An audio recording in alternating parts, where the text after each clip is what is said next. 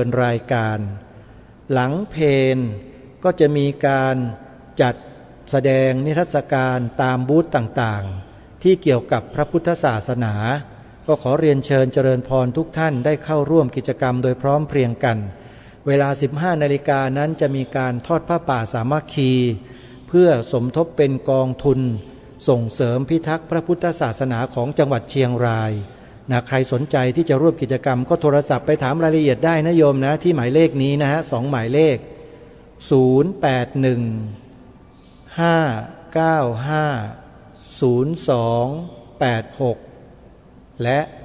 081 884 7631เอาละสาธุชนทั้งหลายพวกเรามาติดตามรับฟังเนื้อหาสาระที่ดีๆจากอาจารย์เสถียรโพธินันทะต่อเนื่องจากเมื่อวานนี้พร้อมๆกันนะเมื่อวานนี้เราก็ได้ฟังมาถึงยุคกรุงศรีอยุธยาราชวงศ์ต่างๆท่านก็พยายามที่จะสืบสารงานของบ้านของเมืองแต่มีสิ่งหนึ่งที่ไม่เคยเสียหายเลยก็คือท่านเหล่านั้นล้วนแล้วแต่ปกป้องคุ้มครองและสืบสารพระพุทธศาสนามาให้แก่พวกเราจนถึงวันนี้ได้นี่คือพระมหากรุณาธิคุณขององค์บุรพมหากษัตริย์ของเราในทุกๆพระองค์และนักการเมืองนักปกครองของเราในสมัยในอดีตซึ่งมีความรับผิดชอบต่อชาติบ้านเมืองสูงมากเดี๋ยวมาติดตามรับฟังกันต่อเนื่องนะโยมนะว่าท่านอาจารย์เสถียรจะนำสาระในช่วงกรุงรัตนโกสินทร์มาให้กับเราได้ศึกษาเรียนรู้กันอย่างไรติดตามรับฟังกันได้ณบัดนี้ขุนชำนาญขันอาสาองค์พระราชวังบวรบอกว่าข้าให้ข้าพระพุทธเจ้าออกไปรบอีกครั้งหนึ่งเถอะถ้าหากว่าแพ้ครั้งนี้แล้วพระองค์ค่อยหลบหนีไปแต่ถ้าชนะแล้วก็เป็นการโจมตีวังหลวงต่อไปได้ขุนชำนาญผู้นี้ปรากฏว่ามีมือเพลงอาวุธแน่นยำเชี่ยวชาญเหลือเกินลบแล้วก็ชนะถ้าแม่ทัพของข้าศึกได้ตกลงว่าวันหน้าชนะแล้วเจ้าฟ้าของพระองค์ก็หนีจากวังหลวงไปซ่อนอยู่ในตามพุ่มไม้แถวจังหวัดสิงห์บุรีอ่างทองไปซ่อนตัวอยู่เวลาที่หนีไปหนีไปเรือลำมีมาเล็กตามเยอะแยะเล่นไปตามแกไปตามลำคลองตัวมาเล็กกระโดดน้ำตุ๋นต่ำหนีไปหมดเลยไม่มีใครกล้าติดตามเจ้านายของพระองค์นี้เขาเรียกว่าเวลามีชื่อเสียงเกียรติยศอยู่ต้องมีข้าบ่าวไพร่เข้ามาประจบประแจงพอสิ้นโชคสิ้นวาสนาแล้วแม้แต่ข้าไทยที่เคยซื่อสัตย์ก็ทอดทิ้งหนีไปอันนี้เป็นความจริงปรากฏว่ามหาเล็กที่ตามเสด็จเนี่ยกระโดดน้ำต่ำแต่หนีไปหมดเลยไม่เอาตามเจ้าฟ้าหัวขาดขององค์นี้แล้วมีมหาเล็กอยู่คนหนึ่งตามเสด็จเป็นมหาเล็กโง่เง่าพูดง่ายๆว่าเป็นคนที่ใครๆหาว่าเป็นคนโง่เง่ากับเป็นคนซึ่งก็ยอมทิ้งเจ้าฟ้าตามเสด็จหนีไปตัวพระราชวังในวันฐานมงคลก็สวยล่ะขึ้นเป็นพระเจ้าบรมโกศเป็นพระเจ้าบรมโกศก็พิจารณาความชอบว่าขุนชำนาญนี่มีความชอบมากที่ตัดหัวแม่ทัพฝ่ายข้าศึกมาให้แล้วก็เป็นเหตุให้กู้บารมีของเราให้คืนโคมเพราะนั้นตั้งให้ขุนชำนาญเป็นเจ้าพญาชำนาญบริรักษ์เป็นเจ้าพญาชำนาญบริรักษ์แล้วก็สั่งให้เจ้าพญาชำนาญบริรักษ์นี่น่ะคุมคนไปสืบดูซิว่าเจ้าฟ้าสององค์ที่หนีไปแถวสิงห์บุรีอ่างทองวิเศษชัยชาญน่ะไปซ่อนอยู่ที่ไหนบ้างจับตัวมาให้ได้มาสำเร็จโทษเนี่ยจะได้ให้สิ้นเสี้ยนน้ำต่อไปว่างั้นปรากฏว่าเหตุที่จะจับได้นั้นเกิดจากเจ้าฟ้าพระองค์ไม่มีข้าวจะกินอดข้าวไปหลายวันสมบัติในตัวก็ไม่มีอะไรมีแหวนอยู่วงหนึ่งก็สั่งให้มาเล็กที่ตามที่เองมาเล็กงูเงาที่ตามมาเนี่ยบอกว่าเองเอาแหวนวงนี้ไปแลกข้าวชาวบ้านเขามากินนะว่าข้าหิวข้าวเหลือเกินไม่ได้กินข้าวมาหลายวันแล้วซ่อนอยู่ตามพุ่มไม้ในกลางนาว่าอย่างนั้นมาเล็กคนนี้ก็ถือแหวนกระโหลกกระร่าเข้ามาในตัวเมืองเที่ยวบอกขายแหวนมีคนเห็นเขาไอ้แหวนทำอย่างนี้น่ะไม่เคยเห็นในมือของคนสามัญนี่นะต้องแหวนของคนชั้นสูงยิ่งรู้ข่าวว่าทางราชการกำลังตามจับเจ้าฟ้าอยู่ด้วยชาติดีชาติร้ายจะเป็นแหวนของเจ้าฟ้ากับมันก็เลยกระซิบบอกตำรวจหลวงให้จับไอ้เจ้ามาเล็กก็สารภาพตามซื่อบอกว่าถูกแล้วแหวนวงนี้ของเจ้านายของพระองค์ใช้ให้มาแลกข้าวกินเจ้าพญาชำนาญบริรักษ์ก็คุมค่ายไปจับโขกหมากรุกอยู่ว่างๆรอข้าวจากบ้านเล็กที่จะหามาให้กินกำลังโขกหมากรุกแล้วก็มีพระแสงดาบถอดจากฝักวางไว้ข้างพระองค์คนละเล่มเจ้าพญาชำนาญเห็นอย่างนั้นเข้าก็ให้พวกตำรวจล้อมเอาไว้แล้วก็ตัวเองก็ถือดาบเลยตรงรี่เข้าไปเจ้าฟ้าของพระองค์เห็นเขาก็ตกใจคว้าพระแสงดาบบอกว่าคุณชำนาญ แกกล้ามาจับตัวฉันเจ้าพญาชำนาญก็ยกมือว่าบอกว่าพระราชอาญามีแก่ใต้ฝ่าพระบาทเป็นอย่างไรข้าพระพุทธเจ้าต้องรับพระราชอาญาอย่างนั้นเพราะฉะนั้นทางที่ดีแล้วขอให้พระองค์วางอาวุธเถอะมาตามตัวข้าพระพุทธเจ้าไปเฝ้าพระเจ้าอยู่หัวดีกว่าเหลือที่จะทูลหนักให้เป็นเบาได้ก็ตกลงจับเจ้าฟ้าของพระองค์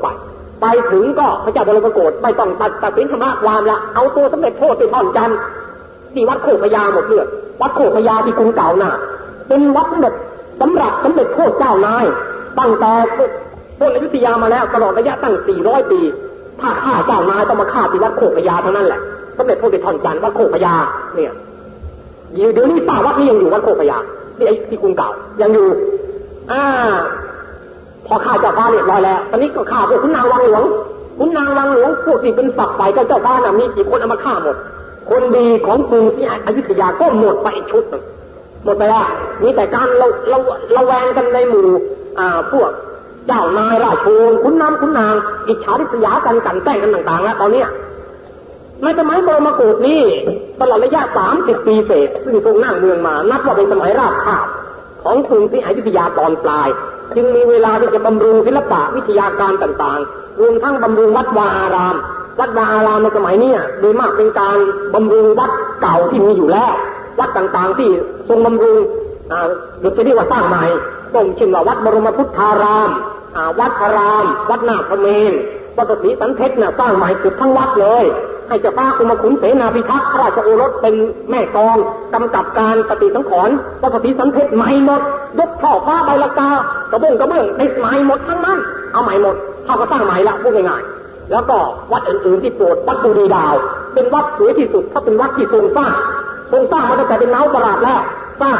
วัดกุฎีดาววัดนี้สวยมากกระทั่งจดหมายเหตุพวกฝรั่งมังค่ากับจดหมายเหตุพวกลังกาที่มาทูลขอพระสงฆ์จากเมืองไทยไปบวชนั่นแหละเขาเขียนชมเชยเอาไว้ว่างดงามและเป็นวัดกุฎีดาวนี่นะเวลานี้อยู่ฝั่งตะวันตกของตัวเกาะเมืองฝั่งรถไฟอยู่ข้างฝั่งรถไฟทางรถไฟแล่นในสมัยพระบรมโกศนี่ก็เรียกว่าเรียบร้อยดีอยู่แต่เพราะว่าพอถึงปลายแผ่นดินก็เกิดเรื่องระแวงเรื่องเจ้านายเริ่มต้นก็เรื่องเจ้า3 กรมเจ้า3 กรมกรมหมื่นจิตสุนทรกรมหมื่นสุนทรเทพกรมหมื่นจิตพักดีเจ้า3 กรมนี้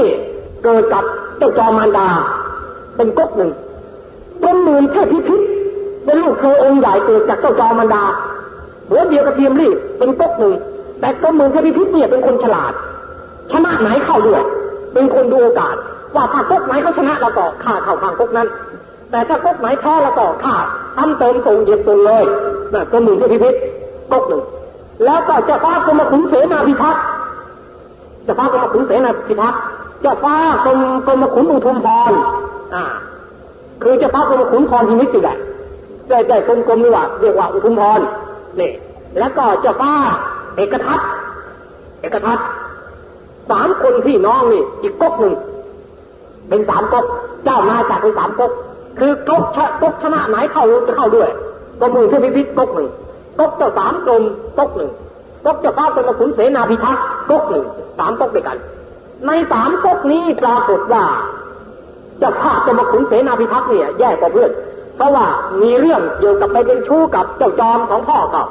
แล้วก็เจ้า3 กรมนี่แหละครับเป็นคนฆ่าความไปฟ้องพระเจ้าบรมโกศว่าพระมหาอุปราชนี่มาเป็นชู้กับพวกเจ้าจอมข้างในมาเป็นชู้กับเจ้าฟ้าสังวานซึ่งเป็นพระมเหสีของพระเจ้าบรมโกศพระเจ้าบรมโกศก็สั่งให้สืบสวนเป็นความสัตย์เขี่ยนซะตายคาหวายเลย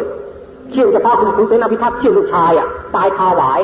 เนี่ยเจ้าฟ้ากรมขุนเสนาภิทักษ์นี่แหละนี่ก็ว่าเจ้าฟ้าศรีธรรมาธิเบศรหรือเรียกว่าเจ้าฟ้ากุ้งเป็นคนที่มีความเป็นไปในชะตาชีวิตอย่างโลดโผนนะเคยคิดจะฆ่าเจ้าพระสุเรนทรพิทักษ์มาหนหนึ่งคือพระเจ้าบรมโกศกระชวนหนักแล้วก็เจ้าพระสุเรนทรพิทักษ์นี่มาเยี่ยมกระชวนเมืองบนพระที่นั่ง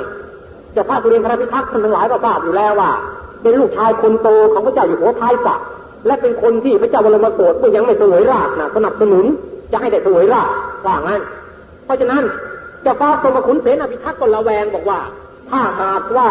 พระเจ้าบรมโกศสวรรคตไปแล้วจะพัดเจ้าหูเจ้าหากว่าพระเจ้าบรมโกศปากมอบราชสมบัติให้กับเจ้าพระสุเรนทรพิทักษ์เราไม่ช่วยราชสมบัติหรือกลัวอย่างนั้นเพราะฉะนั้น จึงต้องหาทางกำจัดก็เตรียมแสดงอาวุธไว้ซ่อนไว้ที่บานประตูทวารที่จะไปห้องบรรทมของพระราชบิดาเจ้าพระสุเรนทรพิทักษ์ก็มาเยี่ยมอาการประชวรของพระเจ้าอยู่หัวพอก้าวเข้ามาข้างในเจ้าพระกรมขุนเสนาภิทักษ์จับพระแสงดับฟันทันทีเชียวฟันสะพายแล่นตั้งแต่บ่ามาถึงท้องเดชะบุญที่ว่าพระองค์ท่านอยู่ยงคงกระพันจีวรขาดไปหมดแต่ว่าไม่ต้องพระวรกายพระมังสาไม่มีรอยฉีกรอยขาดเลยจีวรขาดรุ่ยไปหมดเลยฟันอย่างแรงเพราะฟันอย่างประชิดตัวจะเอาให้ตายคาที่จริงๆก็เข้าเฝ้าพระเจ้าอยู่หัวทั้งจีวรขาดกระรุ่งกระริ่งเข้าไปถึงพระเจ้าบรมโกศเห็นเข้าก็ถามบอกว่าเป็นอะไรวันนี้ผมจีวรขาดมาล่ะเจ้าพระสุเรนทรพิทักษ์ก็บอกว่าเจ้าฟ้ากรมขุนเสนาภิทักษ์เธอหยอกเล่นน่ะพอเธอหยอกเล่นว่างั้นพูดแค่นี้ก็รู้แล้วว่าลูกชายของตัวน่ะไปทำมีดีมีร้ายต่อเจ้านายองค์นี้แหละโกรธพอออกจากที่เฝ้าพระเจ้าบรมโกศก็รับสั่งให้จับได้แต่ลูกชายคือหลานท่านนั่นแหละมาฆ่าแต่ตัวเจ้าฟ้ากรมขุนเสนาภิทักษ์น่ะรู้ราชอาญาแล้วฟันไม่เข้าก็รู้ราชอาญามาถึงตัวแน่หนีไปซ่อนอยู่ที่ตำหนักของแม่หนีไปที่ซ่อนตำหนักแม่ซ่อนเอาไว้ทางแม่ก็กลัวว่าจะต้องถูกค้นตัวก็พาตัวลูกเนี่ยหนีกลางคืนวันนั้นหนีออกมาหาเจ้าพระสุเรนทรพิทักษ์ให้ช่วยหาคนที่ฟันนะให้ช่วยเจ้าพระสุเรนทรพิทักษ์บอกว่าถ้ายกกาสาวพัดแล้วไม่มีทางช่วยได้เลยเพราะนั้นให้บวชแค่เดี๋ยวนี้ทีเดียวเอาผ้าเหลืองเข้าคุ้มเสียก็เลยยอมบวชในวันนั้นแหละบวชในวันนั้นเลยนี่แหละครับเป็นที่ต้นมาของความแตกเล่าฐานในพระราชวงศ์เพราะนั้นพอศึกออกมาคราวนี้พ่อก็ให้ตั้งตำแหน่งเป็นน้าประหลาดต่อไปใหม่แล้วก็พอดีเกิดไฟไหม้วังหน้าเขามหาประหลาดในเจ้าฟ้ากรมขุนเสนาภิทักษ์ก็จำต้องย้ายพระราชวังเข้ามาอยู่ในวังหลวงชั่วคราวตอนนี้แหละไปเกิดเรื่องกับเจ้าฟ้าทั้งวานเมียของพ่อเขาเรื่องไม่ชู้กันเข้าพอพวกเจ้าสามกรมกำลังหาเหตุอยู่แล้วได้การละก็เล่าความให้พ่อฟังบอกว่านี่ถ้ามหาประหลาดมาเป็นชู้กับเจ้าฟ้าทั้งวานอย่างนั้นมีหลักฐานพยิงพยานนางทาสีคนนั้นเป็นใจอย่างนั้นเชียวเพราะว่าอย่างนั้นตอนนี้พระเจ้าบรมโกศก็ให้จับมาพิจารณาเป็นตัดเคี่ยนตายคาหวายเคี่ยนทนอยู่ได้ตั้ง100 กว่าทีจะเคี่ยนให้ครบ300 ทีใช่ไหมเคี่ยนไว้แต่ว่าทนอยู่ได้เพียงเคี่ยนใน100 กว่าทีก็สิ้นใจตายคาหวายเลยพอตายคาหวายแล้วเจ้าฟ้าอีก2 พระองค์เจ้าฟ้าเอกทัตองค์หนึ่งเจ้าฟ้าอุทุมพรองค์หนึ่งเครียดแค้นบอกมันทำกระเชษฐาเราอย่างไรเราก็แก้แค้นมันอย่างนั้นให้จำเอาไว้นะบอกกับลูกชายเจ้าฟ้ากรมขุนเสนาภิทักษ์บอกว่าจำเอาไว้นะมันทำกับพ่อเจ้าอย่างไรเลยก่อนหาทางแก้เผ็ดมันอย่างนั้นไอ้เจ้าสามกรมเนี่ยในฟ้าแผ่นดินนั่นแหละพระเจ้าบรมโกศรู้ว่าโอรสองค์ไหนสมควรแก่สิริราชสมบัติรู้ว่าโอรสองค์ไหนไม่สมควรแก่สิริราชสมบัติเห็นว่าเจ้าฟ้าเอกทัตน่ะเป็นคนที่ไม่เอาฐานหูเบาหลงในมาตุคามนะมัวเมาในเรื่องอบายมุขหลงเชื่อคนพาลต่างๆเลยขับไล่ให้ไปบวชเสียบอกอย่ามาอยู่กีดขวางต่อการแผ่นดินเลยถ้าขืนมอบแผ่นดินให้กับเจ้าก็จะพาบ้านเมืองชิบหายไปเพราะฉะนั้นอย่าให้อยู่ที่กีดขวางไปบวชเถอะไล่ไปบวชเจ้าฟ้าองค์นั้นก็จำใจกลัวอาญาพ่อไปบวชเพื่อไปบวชแล้วพระเจ้าแผ่นดินก็มอบราชสมบัติให้กับเจ้าฟ้ากรมขุนพรพินิจหรือเจ้าฟ้าอุทุมพรให้เป็นผู้รับสิริราชสมบัติแล้วให้เจ้าสามกรมกับกรมหมื่นเทพพิพิธน่ะมาสาบานตัวต่อหน้าว่าจะซื่อสัตย์จงรักภักดีต่อพระเจ้าแผ่นดินองค์ไหนพี่น้องจะไม่ฆ่ากันเองเวลานั้นพระเจ้าบรมโกศประชวรหนักมากแล้วประชวรหนักมากพอข่าวประชวรหนักมากแลกออกมาเจ้าพระเอกทัตก็ลอบฝึกออกมาในคืนวันนั้นมาขึ้นตำหนักพ่อแง้มพักแง้มม่านดูหน้าพ่อเนาะไม่ไปเข้าไปเยี่ยมอ่ะแง้มหน้ายื่นหน้ามองว่าขาดใจตายแล้วหรือยังมีหน่ายว่ายังเห็นประงับอาการเข้าตรีพูดอยู่ก็สะบัดหน้าลุกออกมาเจ้าสามกรมรู้ว่าพ่อตายแน่คืนนี้เจ้าสามกรมก็เรียกข้าไทยผู้คนเข้าหาประจำการแล้วก็พวกหัวหน้ามาพวกข้าไทยเจ้าสามกรมปีนกำแพงวัดศรีสันเพชรเข้าไปในพระราชวังเปิดโรงพระคลังแสงเอาอาวุธมาแจกจ่ายถือเอาไว้เตรียมการจะปล้นหลักสมบัติราชนี้ถือเอาไว้คุ้มกันเจ้านายทั้งตัวเจ้าฟ้าอุทุมพรก็มาเยี่ยมมาเฝ้าอาการพ่อกระทั่งพ่อสิ้นใจไปคาตาเรียบร้อยแล้วก็รีบเสด็จมาที่ตำหนักขุนกระต่ายเรียกมหาดเล็กผู้คนจุกช่องล้อมวงเป็นเกิดศึกกลางเมืองเขาตอนนี้ แล้วก็กรมหมื่นเทพพิพิธก็ดูลาดลาวไว้ฝ่ายไหนชนะคุณจะได้เข้าด้วยมองไปมองมาเห็นว่ามันยังไม่เอากันจริงอย่าเลยเราจะไม่ต้องไปรีบไปขึ้นราชูปโภคเอาไว้เป็นของตัวก่อนถ้าจะพัดจะผูสองฝ่ายฆ่ากันตายแล้วเราก็เป็นพระเจ้าแผ่นดินสบายสิก็มือที่คิดหัวคิดดีคิดสารตะเสนาธิการเรียบร้อยแกก็ล่อขึ้นไปบนพระมหาปราสาทเปิดตู้หยิบขึ้นราชูปโภคออกมาถือไว้ย่องลงจากพระมหาปราสาทพระเดินเหลือเกินเจ้าพระเอกทัตก็เดินผ่านมาเห็นข่าวว่าก็มาเดินนั่นจะเอาขึ้นราชูปโภคไปประโภคไปไหนนั่นน่ะก็มือที่พิพิธยินเสียงเจ้าพระเอกทัตถามอย่างนั้นก็ตัวสั่นทีเดียวนี่แต่ว่าไหวพริบก็มาทันควันรีบลงไปกราบทูลหมอบไปกราบทูลบอกว่าข้าพระพุทธเจ้าหมายจะเอาเครื่องราชูปโภคทั้งนั้นมาถวายในใต้ฝ่าพระบาทพระพุทธเจ้าข้ามึงเป็นพวกข้าว่างั้นใช่ได้เอามาเองมึงเป็นพวกข้าแล้วใช่ได้ว่างั้นก็เรียกตัวมือที่พิพิธน่ะไปอยู่ตำหนักสวนกระต่ายด้วยกันคราวนี้พวกเจ้าสามกรมเนี่ยไม่รอช้าพวกไพร่พลในอำนาจจัดแจงจุกท่องล้อมวงเต็มสตราอาวุธปืนผาหน้าไม้ยกจะเป็นกองทัพออกมาทีเดียวเจ้าฟ้ากรมขุนพรพินิจจึงได้มีมูลพระสงฆ์ที่เป็นพระราชาคณะผู้ใหญ่จากวัดต่างๆมามีพระธรรมไตรโลกาจารย์พระธรรมอุดมพระเทศกวีพระเทศมุนีซึ่งเป็นพระราชาคณะผู้ใหญ่ซึ่งมีองค์อยู่ในกรุงศรีอยุธยาเข้ามาแล้วก็ทูลให้นิมนต์ให้พระผู้เป็นเจ้าเหล่านี้ไปเล่าโลมเจ้าสามกรมให้วางอาวุธมาสวามิภักดิ์รองดองกันเสียพระราชาคณะชุดนั้นไปมาตั้งสองกลับไปแล้วก็มาส่งข่าวว่าเจ้าสามกรมไม่ยอมจะสู้ทางนี้ก็ให้ไปเล่าโลมมาอีกกลับหนึ่งกระทั่งรุ่งแจ้งแล้วจึงพาเจ้าสามกรมมาถวายตัวแต่ว่าเจ้าฟ้าของพระองค์ก็คิดการหักหลังเจ้าสามกรมบอกว่าไม่ได้ไอ้เจ้าสามกรมนี้ถ้าไม่ฆ่าวันไหน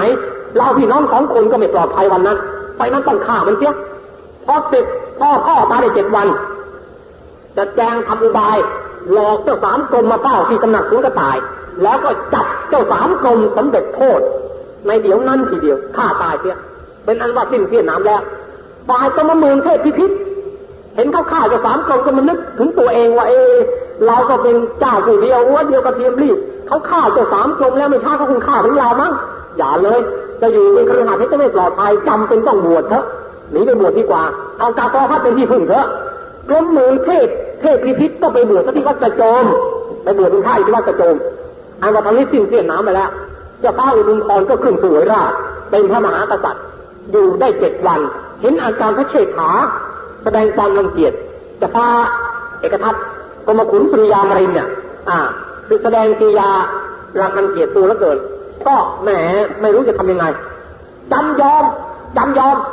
อมถวายราชสมบัติให้พี่เพราะพี่คนนี้ก็เป็นพี่เกิดพ่อเดียวแม่เดียวนะมันจะคนละแม่ก็ยังอยู่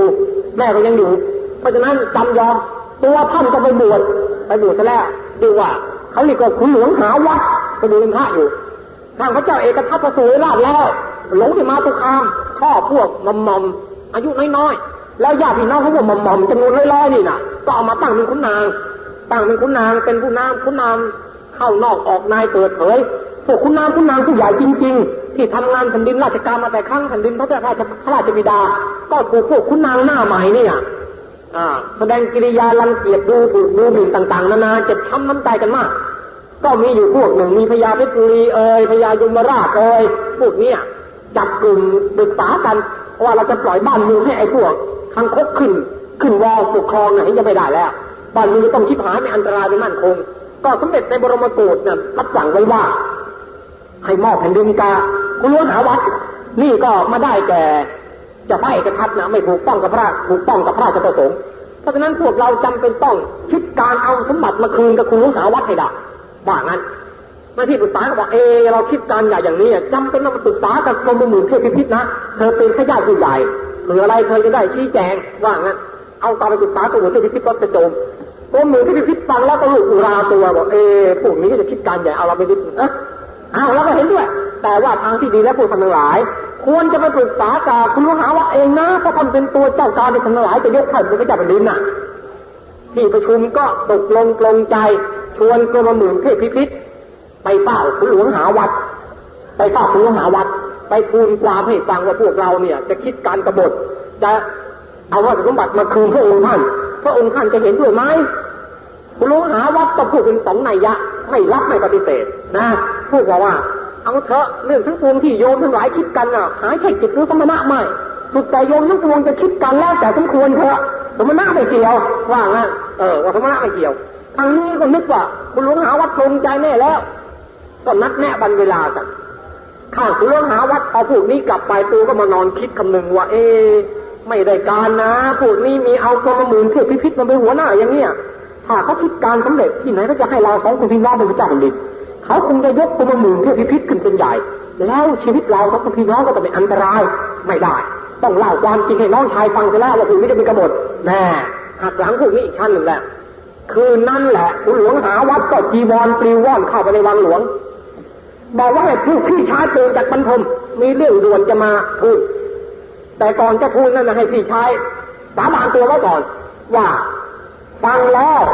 ไม่ไปฆ่าพวกนี้ขออย่างนี้ขอชีวิตไว้เพราะว่าลูกเป็นสมณะถ้ามาเล่าเรื่องแล้วเป็นเหตุให้พวกนี้ต้องตายแล้วก็ศีลของลูกจะเศร้าหมองขอให้อย่าถึงประหารชีวิตเลยไอ้ส่วนโทษอย่างอื่นจะทำมันก็เทินทำไปเถอะขอแต่ชีวิตไว้พระเจ้าเอกทัตก็รับว่าเอ้าไม่ให้ถึงฆ่าแกนละพอรู้เรื่องความจริงแล้วคืนนั้นก็สั่งตำรวจไปจับพวกนี้ได้หมดเว้นกรมหมื่นเทพพิพิธกรมหมื่นเทพพิพิธเธอรู้ตัวล่วงหน้าก่อนกระโจนหนีออกจากกุฏิแค่ไม่ทันหนีไปไหนหนีข้ามฟ้ามาอยู่วัดพนังเชิงหนีไปวัดพนังเชิงวัดพนังเชิงเนี่ยแล้วก็เรียกเอาพวกไพร่พลตัวมีอยู่นี่เจ้านายครั้งนั้นน่ะมีพวกขึ้นเรือสังกัดกรมละตั้งหลายร้อยคนเรียกมาตั้งค่ายครูประตูหอรบขึ้นเตรียมปืนผาหน้าไม้จะสู้ตำรวจกองทัพพระเจ้าแผ่นดิน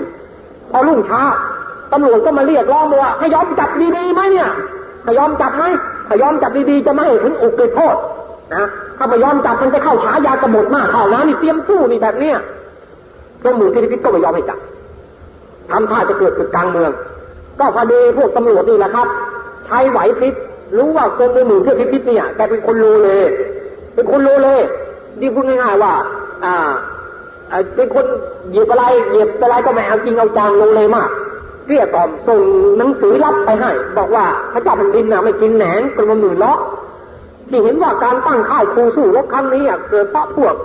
เจ้ากรมปลัดกรมนะครับที่เป็นฝ่ายคิดสู้นะเจ้ากรมปลัดกรมเนี่ยเป็นฝ่ายคิดสู้สำหรับตัวกรมหมื่นเองเนี่ยพระเจ้าแผ่นดินไม่เอาโทษหรอกถ้าจะให้ดีแล้ว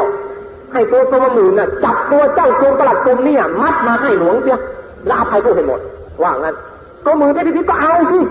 ความจริงตัวเองที่รอดจากถูกจับเนี่ยก็พวกเจ้ากรมทุกตัวช่วยปลัดกรมทุกตัวช่วยคราวนี้จะหักหลังเจ้ากรมปลัดกรมซึ่งเป็นทาสซื่อสัตย์ทั้งตัว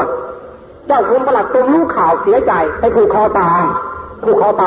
เสียใจว่าเรานี่ฉันกับเจ้านายผิดไปแล้วนะอุตส่าห์เอาชีวิตเข้าแลกยอมตายเพื่อเจ้านายน้อยเจ้านายจะเอาเราไปฆ่าจับเราไปให้พระเจ้าแผ่นดินได้นี่เสียใจเลยไปผูกคอตายคนหนึ่งอีกคนนึงหนีไปจับตัวไม่ได้แล้วกรมหมื่นเทพพิพิธก็ยอมให้จับพระเจ้าแผ่นดินก็ไม่ฆ่าเอาตัวเนื้อเพศปล่อยเกาะจากเรือกำปั่นวิรันดาไปปล่อยเกาะวัดลังกาเนื้อเพศไปอยู่เกาะลังกาไม่ฆ่าอันนี้ก็บุญอยู่พระเจ้าเอกทัตน่ะความจริงไม่ใช่เป็นคนโหดร้ายหรอกครับท่านเป็นพระเจ้าแผ่นดินที่อ่อนแอแล้วก็หูเบาเชื่อคนง่ายแล้วก็ถ้าจะว่าไปแล้วท่านเป็นพระเจ้าแผ่นดินที่ใจดีซะด้วยซ้ำดูสิท่านยังรักษาสัตว์กับน้องชายว่าจะไม่ฆ่าก็ไม่ฆ่าจริงพวกพญาเพชรบุรีพญายมราชที่เป็นตัวกบฏเนี่ยเอาไปขังไว้ทำไมล่ะไม่ได้ฆ่าหรอกทีหลังเรียนต่อตัวออกมาลบฆ่าพม่าเลยนี่รวมทั้งกรมหมื่นเทพพิพิธเนี่ยความจริงคุณจะฆ่าก็ไม่ฆ่าเอาไปปล่อยที่ลังกาเสียนี่คราวนี้บ้านนี้ก็ไปอยู่อำนาจของบรรดาญาติของเมียน้อยเขาไม่ได้เอกทัศน์หมดคุมอำนาจการแผ่นดินไม่หมดทีเดียวพวกญาติพวกนี้บ้านเมืองก็อีลุ่ยฉุยฉาดกระทั่งเกิดศึกพม่ามาติดเมืองพม่าที่มาตีเมืองไทยในครั้งนั้นก็ไม่ได้ตั้งใจตีเมืองไทยหรอกตั้งใจมาดูลาดลาวตีเมืองทวายมาริตนาวศรีมาเลยทำไมมันตีง่ายนักล่ะพอตีเมืองกาญจนบุรีไทยก็ไม่ต่อสู้ปะมันง่ายมึงปอกกล้วยเข้าปากเนี่ยไทยเราเว้นศึกพม่าตั้ง100 ปีเศษตั้งแต่พระนารายณ์ไทยมัดเรือสูมหาราชนารายณ์มหาราชเป็นต้นมานารายณ์มหาราชแต่ยกตีพม่าคือตั้งไปพม่าไม่ได้เหยียบเมืองไทยตั้ง100 ปีกว่ามาแล้วนะอยู่คราวนี้ทำไมคล้ายๆว่าเดินทัพลอยชายเข้าเมืองไทยไม่ได้ประสบอุปสรรคการกีดขวางใดๆของกองทัพไทยเลยว่างั้นเถอะเพราะฉะนั้นในเมียวศรีหบดีไม่ทัพใหญ่ฝ่ายเหนือมังมหาวรธาไม่ทัพใหญ่ฝ่ายใต้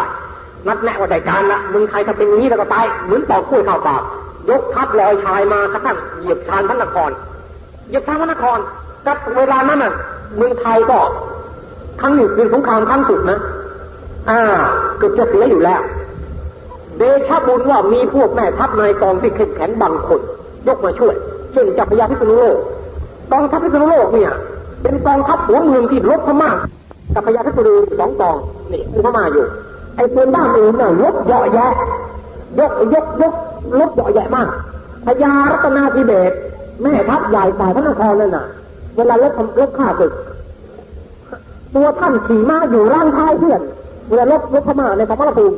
ทำไมไม่ขี่ม้าร่างท้ายก็เพื่อเวลาจะหนีไม่ได้นำหน้าเพื่อนเลยล่ะนี่พญารัตนาธิเบศรเนี่ยนะแผนการท่านดีสิหรือเปล่าเวลาลบอ่ะมึงขึ้นไปข้างหน้าไปขึ้นไปเหนือตัวเองขี่ม้ากั้นลมระยะอยู่ร่างท้ายเวลาเขาแพ้ตัดท่านไม่ได้นำหน้าหนีเขาปลอดภัยเพราะนั้นตัวพญารัตนาธิเบศรเนี่ยแหมรู้จักรักษาตัวรอดเป็นยอดดีจริงๆรอดตายมาตายในสมัยกรุงธนบุรีมารอดตายมาหลายคราวยกไปทีไรแกรอดคนอื่นตายหมดแกรอดตายทุกทีเลยเพราะไอ้สีที่แกว่าขี่ม้าลังพาอยู่แนวหลังเนี่ยเวลานี้จะอยู่นำหน้าเข้าเนี่ยแบบนี้ในกลโลบายของแกเนี่ยตกลงว่าพวกแม่ทัพนายกองนะไม่มีกระจายจะสู้เลยมีแต่ทัพหัวเมืองสองสามแห่งที่มีใจสู้จริงๆแล้วนอกนั้นพวกหัวเมืองทางภาคตะวันออกเฉียงเหนือภาคใต้ไม่ส่งกองทัพมาช่วยพระนครเลยไม่ส่งมาเลยทีเดียวตัวใครตัวมันถ้าข้าเรื่องกรุงเก่าเป็นเรื่องกรุงเก่าเรื่องนครที่ธรรมราชเป็นเรื่องนครที่ธรรมราชไปเดียวถ้าข้าเป็นเรื่องคนละประเทศอยู่แล้วแหละเพราะฉะนั้นจึงเสียทุนไปฆ่าศึกง่ายแล้วก็ทั้งที่พม่าล้อมกรุงอยู่นั่นจะพยายามพิษณุโลกยังอุตส่าห์ละทิ้งหน้าที่ไปเผาศพแม่ตายดาบภูลาถอนกองทัพคืนไปเผาศพแม่พระเจ้าเอกทัพจะดีใจหายอนุญาตให้ตายคิดดูเถอะเป็นเวลาหน้าสีหน้าขวานแท้ๆเอาเรื่องส่วนตัวมาเป็นเรื่องทำลายประเทศชาติละทิ้งหน้าที่ราชการจะไปงานเผาศพแม่เท่านั้นเองแหละถอนกองทัพคืนพิษณุโลกไปทางนี้เป็นตายช่างมันไม่ใช่เรื่องกูเรื่องอย่างนั้นพม่าก็เลยบุกเข้าพระนครล้อมพระนครอยู่ล้อมแล้วก็บุกเข้าพระนครเนี่ยพอได้พระนครแตกพระเจ้าแผ่นดินเนี่ยหนีไปซ่อนอยู่ที่ป่าไม้จิกลากตัวออกมาอดข้าวอยู่7 วันพอออกมาจากป่าไม้ขาดใจตายพอดีสุกี้พระนายกองไปฝังไว้ในค่ายโพ3 ต้นเรียนจะเผายังไม่ทันจะเผาค่ายโพ3 ต้นก็เสียกับเจ้าตากพระเจ้าตากยกกองทัพมาตีค่ายโพ3 ต้นตกลงว่ากรุงศรีอยุธยาหลอกแตกเพียง3 เดือนใครก็กู้คืนมาได้ภายใน3 เดือนก็กู้กลับคืนทีเดียวเวลานั้นถ้าจะพูดแล้วไม่ควรจะเรียกว่าเอกราชของชาติเสียไปนะไม่ควรจะเรียกว่าเสียพระนครแก่ข้าศึกไม่ใช่เสียเอกราชเพราะอะไรพม่ายังตีภาคอื่นไม่ได้เนี่ยเมืองไทยภาคตะวันออกเฉียงเหนือภาคตะวันออกภาคใต้ภาคเหนือยังปลอดภัยนี่ถ้าพม่าไปไม่ถึงพม่าตีได้แต่หัวเมืองบริเวณภาคกลางนี่เองแหละพูดง่ายๆว่าตีประเทศไทยเดียวเพียงภาคเดียวนี่ได้ภาคกลางเนี่ยภาคอื่นพม่าไม่ได้แตะต้องเลยไปไม่ถึงภาคอื่นต่างคนต่างอยู่ตัวไม่เอาใจใส่มาช่วยราชการเลยจึงเมื่อเสียกรุงไปแล้วจึงได้แตกเป็น6 ก๊กขึ้นมาเจ้าพระฝางนี่เป็นก๊ก1 ใน 6 ก๊กเดี๋ยวชุมนุมเจ้าพระฝางนี่เจ้าพระฝางนี่ไม่ยอมศึกตั้งตัวทั้งเป็นพระทั้งเป็นเจ้าแต่เอาสีแดงมาย้อมจีวรไม่ห่มเหลืองห่มแดงสีอย่างเท้าและสีลาบห่มแดงแล้วก็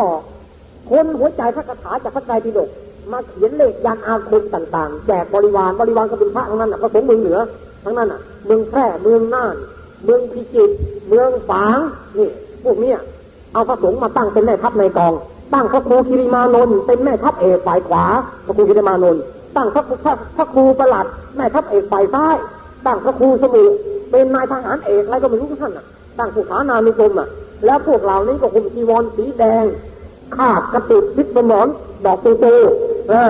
มีประเกียรติโพกศีรษะแล้วก็มีกระบี่ถือดาบถือหอกคุมบริวารเป็นพวกเกียรติต้นราษฎรกินเหล้าเมายาฆ่าฟันผู้คนอาบัติปราชิกติดครบหมดทุกข้อเลยทำครบทุกข้ออาบัติปราชิกฆ่ามนุษย์อวดอุตริมนุษยธรรมขโมยเงินทองต้นเขาครบหมดต้องเสพมีธุรกิจครบบริบูรณ์เลยนี่หมดบริบูรณ์แล้วสังฆมณฑลก็เลยร้าวฉานไม่เป็นสัมไม่รู้ใครเป็นอรัชชีใครเป็นรัชชีก็ไม่รู้พระสังฆมณฑลในเมืองเหนือข้างนั้นย่อยยัดไปด้วยอรัชชีพวกนี้เป็นสาเหตุ เพราะฉะนั้นเมื่อพระเจ้ากรุงธนบุรีท่านกู้บ้านกู้เมืองเรียบร้อยแล้วตั้งพระนครธนบุรีเป็นเมืองหลวงขึ้นมาแล้วท่านยกกองทัพไปตีเป็นเมืองเจ้าพระฝางได้ท่านถึงต้องให้พระสงฆ์เมืองเหนือมาทำพิธีลุยน้ำพิสูจน์ความเป็นอรชีหรือไม่เป็นอรชีที่แม่น้ำหน้าเมืองฝางนี่เองล่ะตั้งศาลเพียงตาสังเวยเทพยดาแล้วพระองค์ท่านก็อธิษฐานให้เทพยดาที่เป็นสัมมาทิฏฐิพิทักษ์พระบวรพุทธศาสนาเนี่ยมาเป็นสักขีพยานช่วยคุ้มครองแต่พระสงฆ์ที่บริสุทธิ์เป็นจตุบริสุทธิ์เสรีถ้าองค์ใดบริสุทธิ์ไม่ถึงไม่ขาดถึงปราชิกแล้วก็ขอให้สามารถดำน้ำคงแต่นาฬิกาตั้งนาฬิกาไว้ถ้าองค์ใดขาดจะจตุปาราชิกแล้วก็ขอให้มีอันเป็นแท้แต่นาฬิกาไปนะองค์ใดถ้ามาสภาพโดยดีว่าเป็นปาราชิกจริงเป็นพวกไอ้ฝางจริงผู้นั้นพระองค์จะไม่เอาโทษจะให้ถ้าขาวปัดสุดเป็นคฤหัสถ์แล้วจะเลี้ยงเอาไว้นะแต่ถ้าคนองค์ไหนอวดอ้างว่าไม่เป็นปาราชิกไม่เป็นพวกไอ้ฝางแต่ท่านดำน้ำไปอาบแท้แต่นาฬิกาแล้วดับขึ้นมาจะเครียดแล้วจะให้ประหารชีวิตเสียแต่ถ้าคนใดเสมอแต่นาฬิกาก็จะให้ศึกแล้วก็ไปทำงานเป็นกระพุ่นย่าช้างให้ทำงานหนักงานหลวงตัดหน้าทำงานให้หนักทีเดียวนี่เป็นมาตราโทษที่จัดเอาไว้ปรากฏว่าพระสงฆ์ในหัวเมืองฝ่ายเหนือจำนวนหลายพันลูกต้องมาดำน้ำที่หน้าแม่น้ำหน้าเมืองฝางบ้างก็แท้กันนาฬิกาบ้างก็เสมอกันนาฬิกาบ้างก็ชนะกันนาฬิกาที่ชนะนาฬิกาก็ทรงถวายจตุปัจจัยสี่คงให้เป็นพระสงฆ์สืบสมณวงศ์ต่อไปที่แท้กันนาฬิกาออกมาเทียบแล้วก็ประหารชีวิตไปที่เสมอกันนาฬิกาศึกมาแล้วก็เอามาทำงานเป็นเล่ห์หลวงไพ่หลวงเป็นตะพุ่นย่าช้างทำงานจงหนักไม่ให้เป็นเยี่ยงอย่างต่อไปเป็นอย่างนี้แหละครับหัวเมืองฝ่ายเหนือการคณะสงฆ์ก็ร้าวฉานพระองค์ก็มีมูลผสมจากกรุงเทพธนบุรีจากภาคกลางขึ้นไปมีพระพรหมมุนีพระมูลธรรมพระธรรมปาโมกข์พระธรรมไตรโลกนี่ขึ้นไปเป็นอุปชาอาจารย์พร้อมกับคณะปกจากธนบุรีเนี่ยขึ้นไปบวชพระสงฆ์หัวเมืองฝ่ายเหนือใหม่หมดทั้งภาคเลยบวชให้ใหม่หมดจะได้ชนะด่าสังก็รับทีให้หมดไปสักทีหนึ่งนี่เหตุการณ์ครั้งนั้นก็เขายังไม่ทันจะแล้วก็พม่าศึกใต้ทัพก็มาติดศึกใหญ่ก็มาติดเมืองไทยพระเจ้าแผ่นดินพระเจ้ามังระเนี่ยยกกองทัพใหญ่มาติดเมืองไทยหลายทางเลยกันพระเจ้าเรียกว่าติดราชยากศึกพม่าครั้งที่ราชยากก็เป็นเหตุให้ทางราชการต้องพามือกับทางงานศาสนาไปกระทั่งในสมัยกรุงเทพนี่แหละครับจึงได้จับงานสถาปนกิจเกี่ยวกับพระนครเกี่ยวกับบูรณะพระพุทธศาสนาให้ยั่งยืนถาวรสมบูรณภาพขึ้นไปใหม่ในการสร้างเมืองกรุงเทพนั้นพระเจ้าแผ่นดินในครั้งนั้นรัชกาลที่ 1ท่านแหละได้ถึงเอาแบบอย่างพระนครศรีอยุธยาเป็นแผนผังเช่นยกตัวอย่างเช่นว่าวางรากพระนครก็วางพระนครได้ทิศทางด้านแม่น้ำพอจะถือเอาแม่น้ำนี่เป็นครูพระนครด้านหนึ่งไม่ต้องไปขุดครูพระนครเหมือนกับพระนครศรีอยุธยาฉะนั้นวังที่กรุงเก่าน่ะชิดแม่น้ำนะวังกรุงเก่าเนี่ยชิดแม่น้ำทีเดียวกำแพงวังหลวงน่ะเท่ากับเป็นกำแพงเมืองในตัวด้วยทางด้านแม่น้ำอันใดกำแพงวังกรุงเทพรัชกาลที่ 1ท่านก็หมายจะเอาเป็นกำแพงเมืองในตัวทางด้านแม่น้ำทันนั้นจึงได้ตั้งวังทิศด้านแม่น้ำแล้วก็รัชกาลที่ 1ท่านคงช้างพระที่นั่งอยู่ที่วัดโพธารามหรือวัดโพธินี่คงช้างพระที่นั่งรอพระฤกษ์ที่จะเสด็จเข้าไปในประทับพระราชวังหลวงเวลานั้นน่ะพระราชวังหลวงยังไม่ได้ก่ออิฐถือปูนล็อกเพราะต้องรีบสร้างให้ทันเสร็จพิธีบรมราชาภิเษกก็โดยมากสร้างด้วยเครื่องไม้เป็นส่วนมากพระราชวังตำหนักต่างๆก็สร้างเป็นเครื่องไม้ยังไม่เป็นการถาวรมีแต่ที่ก่ออิฐถือปูนคือโบสถ์พระแก้วตัวนี้ก่ออิฐถือปูนเพราะนั้นอาคารตัวโบสถ์พระแก้วมันเป็นอาคารศิลปะรัชกาลที่ 1จริงๆในปีแรกจะสวยราบเลยต้องสร้างตัวโบสถ์พระแก้วขึ้นก่อนโบสถ์พระราชวังด้านอื่นสร้างด้วยไม้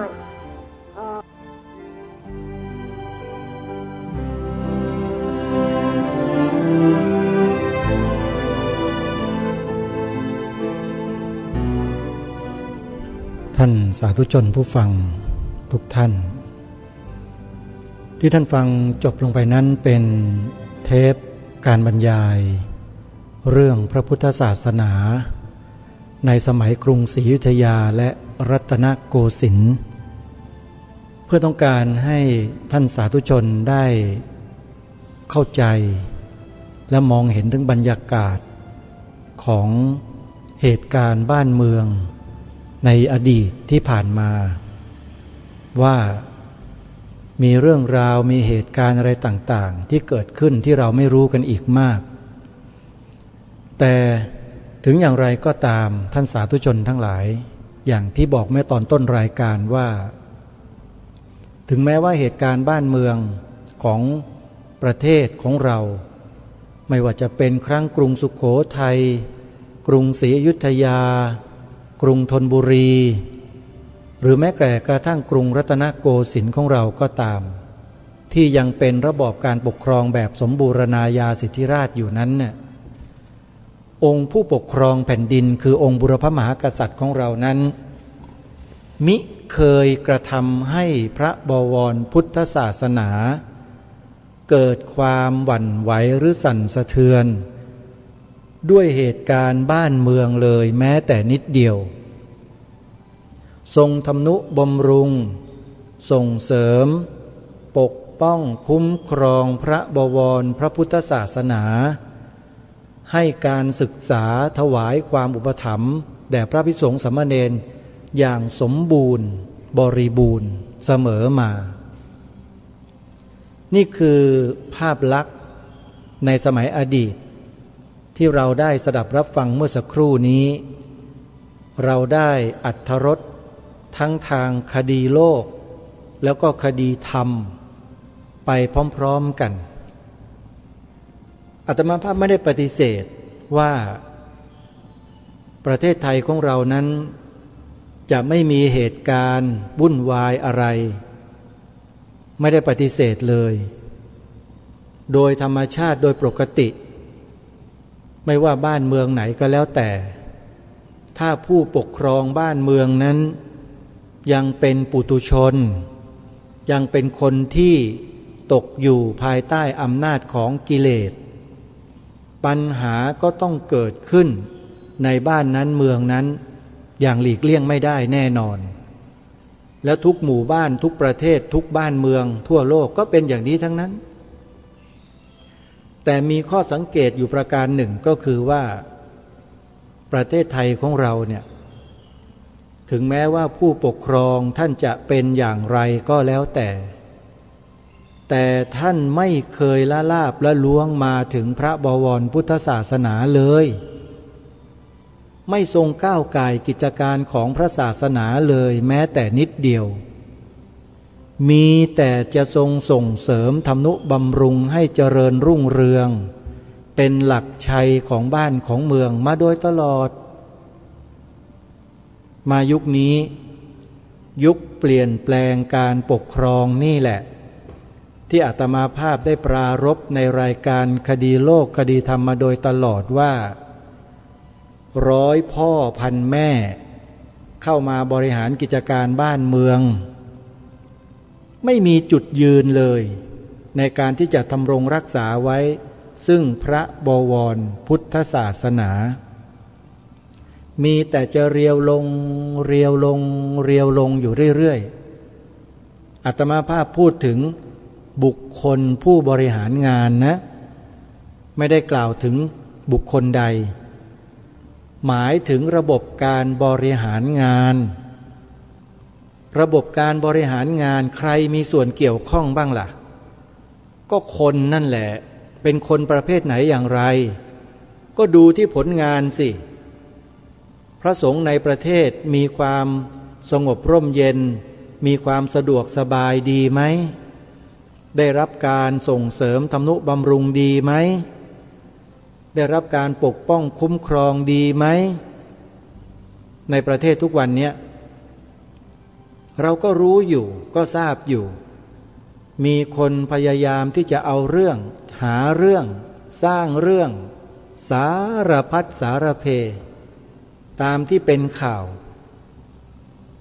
นี่หรือคือความส่งเสริมสนับสนุนปกป้องคุ้มครองอาตมาภาพว่าไม่ใช่ถ้าอุปถัมภ์ส่งเสริมคุ้มครองแล้วจะไม่มีเหตุการณ์กระชากจีวรพระจับยัดใส่คุกใส่ตารางจะไม่เกิดขึ้นแต่นี่ไม่ใช่มีมาโดยตลอดถามว่ามันคืออะไร ตรงนี้แหละฝากให้พวกเราได้เป็นข้อคิดในรายการวันนี้ด้วยไม่ใช่ฟังอาจารย์เสถียรโพธินันทะเล่าเรื่องในอดีตจนเพลินจนลืมนึกถึงบริบทและเนื้อหาที่สำคัญสำหรับรายการคดีโลกคดีธรรมรายการนี้นะโยมนะก็ขอฝากไว้ทุกฝ่ายไม่ว่าคุณจะเป็นใครก็แล้วแต่เข้ามามีอำนาจมีหน้าที่ในบ้านในเมืองนี้แล้วเนี่ยจงมีจิตสำนึกในข้อนี้ด้วยกันอย่าลุแก่อำนาจบาดใหญ่แล้วมาทำลายพระสงฆ์ในพระพุทธศาสนาไม่ว่าด้วยกรณีใดก็แล้วแต่มันเป็นบาปมหันต์ไม่ใช่อะไรมันเป็นบาปมันไม่ใช่บาปต่อครอบครัวของคุณอย่างเดียวตระกูลคุณอย่างเดียวแต่มันเป็นบาปแก่ประเทศชาติบ้านเมืองนี้ด้วยฝากไว้นะโยมนะมีลูกก็สอนลูกมีหลานก็สอนหลานเอาไว้ให้รู้จักที่สูงที่ต่ำอย่าทำตนให้มันเป็นปัญหาต่อบ้านต่อเมืองต่อสังคมประเทศชาติของเรากันเลยจงมาช่วยกันรู้รักและสามัคคีทำความดีเพื่อแผ่นดินด้วยกันวันนี้เวลาของรายการหมดท่านสาธุชนไว้พบกันใหม่ในวันพรุ่งนี้ขอความสุขสวัสดีในธรรมแห่งองค์สมเด็จพระบรมศาสดาสัมมาสัมพุทธเจ้าจงปรากฏเกิดมีขึ้นในจิตใจของท่านผู้ฟังทุกท่านทุกคนเทินขอเจริญพร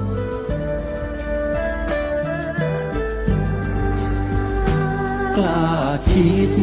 ก็ต้องกล้าทำอย่ากลัวถ้าทำความดีเร่งศึกษาปัญหาให้ทันท่วงทีเมืองไทยจะพัฒนากว่านี้รายการดี